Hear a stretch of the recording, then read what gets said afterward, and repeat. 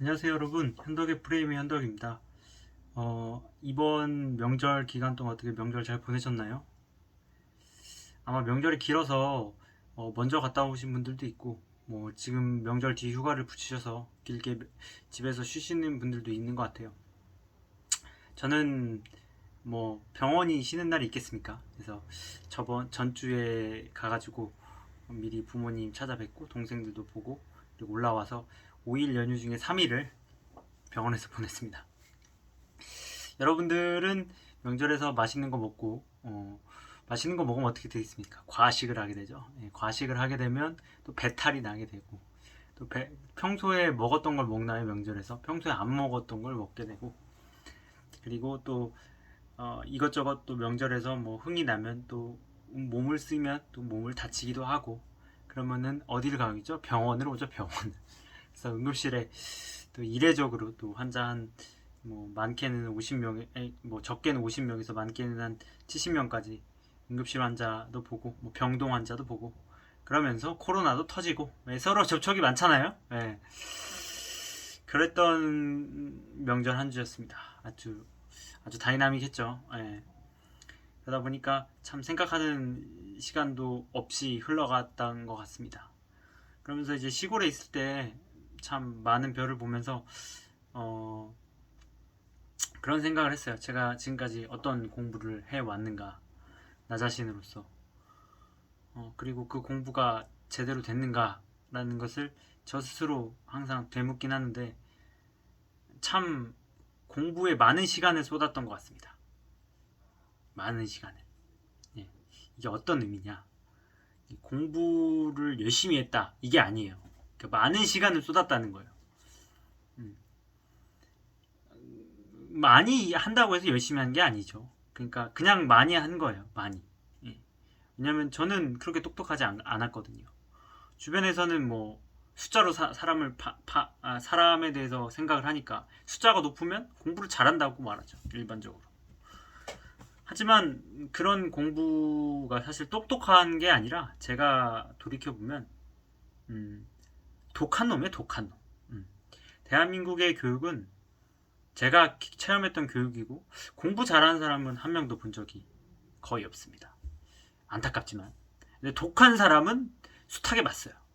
그 중에서 내가 얼마나 독하느냐가 이 손가락에 결정되고, 이 손가락 안에서 제 등수가 결정됐던 것 같아요. 저도 한 독 했던 것 같습니다. 생각해보면. 종이 한번 먹진 않은데, 하여튼 씹어 보셨나요?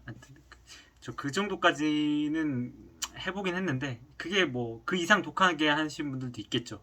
뭐 허벅지에 뭐 바늘을, 뭐 볼펜을 막 꽂아가면서 뭐 공부했다는 것도 있었고, 사실 그게 좋은 건 아니죠. 예, 좋은 건 아니고, 그렇게 공부했던 친구들이 많았던 것 같고, 공부를 좋아하는 친구들 많이 보지 못했던 것 같아요. 단지 얼마나 독한 환경을 만들어서 자기를 독하게 만드느냐였지, 환경만 잘 갖춰주면 독하게 될 수 있는 분도 있거든요. 그렇게 독하게 얻어서 결국 독하게 해서 얻은 거는 결국엔 기술이었죠. 기술. 지금 다 어디 가는? 서울대 안 가거든. 다 의대 가잖아요. 의대는 무슨 뭘 배우죠? 사람을 고치는 기술을 배우죠. 기술에 꽂힌다는 겁니다. 그러니까 제가 지금까지 했던 공부들, 그리고 제 후배들을 지켜보면 결국에는 우리가 하는 공부들은, 흔히 대한민국에서 말하는 스터디는 결국엔 기술을 말하는 거죠. 엑스퍼트.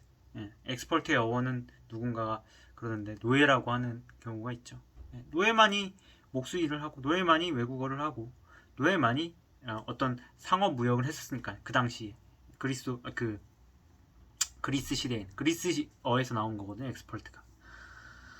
그런 상황을 보면서 나는 그럼 앞으로 어떤 공부를 해야 되느냐 것을 참 많이 생각했던 것 같습니다. 그러면서 느꼈던 거는, 내 스스로 나만의 언어를 만들어야 내가 공부를 할 수 있겠다라는 생각을 하게 되더라고요. 왜냐하면 우리가 공부를 하려면 뭐 기술이든 뭐든 뭔가를 뭔가를 배움을 하려면 언어가 필요하잖아요. 언어가 필요하려면 그 언어를 내 스스로 말을 할 수 있어야 돼요. 그게 어떤 단어인지, 그거의 어떤 가장 큰 부분은 제가 요즘에 배우고 있는 시라는 부분이죠. 왜 시라는 걸 왜 쓰나요, 여러분? 자기만의 스스로 자신의 경험과 자신의 관찰력을 바탕으로 그 단어를 내가 만든다는 거죠. 그렇기 때문에 시를 쓴다는 건 나만의 이미지를 만드는 것, 남들이 입혀진 이미지를 로 살아왔지만 앞으로는 내가 만드는 이미지로 살아가겠다. 결국 세상은 이미지로 만들어지고 이미지로 살아가지만 하지만 그 이미지를 내가 만들어진 이미지로 살아가는 것이 아니라 내 이미지로 살아가겠다. 그런 거를 뭐 고상하게 말하면 주인 의식을 갖겠다. 뭐 그렇게도 할 수 있겠는데 그런 부분들이 어떤 공부를 하는 데 있어서 시를 쓰는 가장 큰 이유가 되지 않을까라는 생각을 하게 됐습니다. 그런 중요한 것을 알러감에도 불구하고 힘들더라고요. 힘들어요. 그 전에 기술을 너무 연마했던 탓인지 에너지가 유한하고 제가 할 수 있는 게 유한하다면 지쳐가는 것 같아요. 그러니까 뭐 아무것도 하기도 싫고 그냥 누워만 있고 싶고 뭐 이런 생각이 가득 차 있는데 그렇지만 누군가와 소통하고 이야기하려면 결국 나만의 언어를 만들어야 되지 않겠습니까? 그래야 그 사람에게 감동을 줄 수가 있겠죠. 감동은 그 사람만의 언어로 만들어지는 것이 남들이 만드는 그런 걸로 만들어지지 않거든요. 나 스스로 나오는 그런 밝음. 아무리 구찌라든지 그런 명품들을 입다 하더라도 그 안에 밝음이 없다면 구찌는 구찌라고 표현해서 좀 그렇겠지만 뭐 그런 명품들은 빛을 발하게 될 뿐이겠죠. 아무튼 한 주가 또 지나가고 있습니다. 명절이 지나가고 있고요. 이제 다음 명절은 설날이네요. 네, 설날에까지 이제 우리는 또 시간을 보내게 될 텐데 그때까지 여러분의 언어 그리고 여러분의 시로 여러분의 시간을 보냈으면 좋겠습니다. 네, 감사합니다.